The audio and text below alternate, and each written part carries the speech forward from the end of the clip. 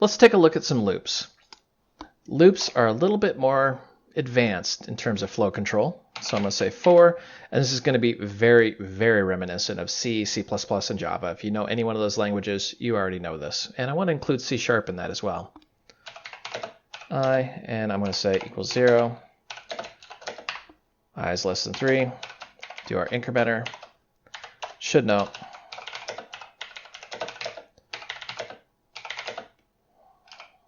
For loop is good for ranges, and I should probably capitalize that. So whenever you see for, think of a range.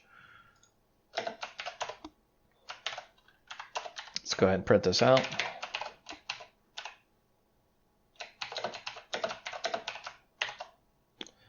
So what do I mean by it's good for ranges? We know its start position, we know its end position, and we know we want to increment or decrement. Let's run that.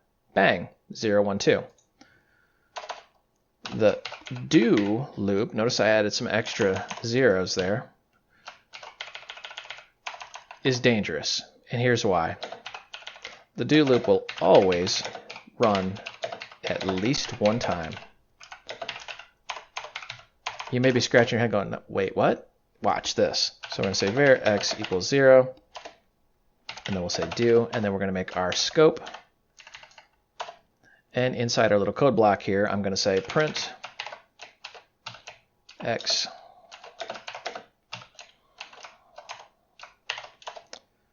increment that. Now we actually do our logic check here, and we're going to say x is less than 3. Now, someone not experienced in programming is going to go, oh no, wait a minute, it's going to check to see, yes it does, but it's going to run it at least one time. Watch this. So I'll run it. It runs as expected. Change this to some absurd number.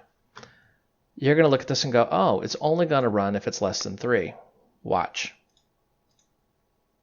Ran at least one time. Why? Because it's reading it from the top down and it's hitting this and going, okay, run this. Now, should I run again? Yes or no?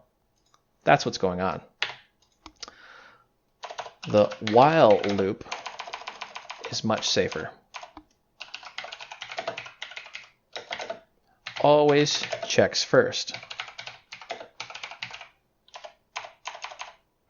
The while loop basically takes the do loop, flips it upside down, does its check first, and it's going to say, it's actually,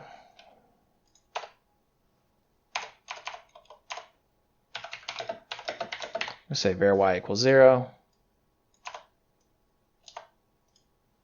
Let's go in here and say, we're going to run as long as y is less than 3.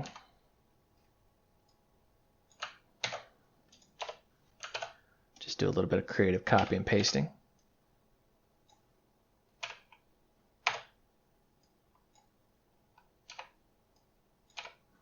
All right, so variable y equals 0, as long as y is less than 3, run the scope of code, increment y, keep going. Let's run that, test it out.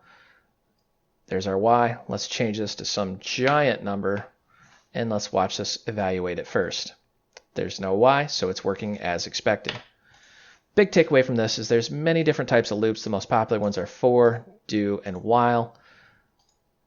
For is good for ranges, do can be a little bit risky, and while is kind of the de facto if you just need to keep going and going.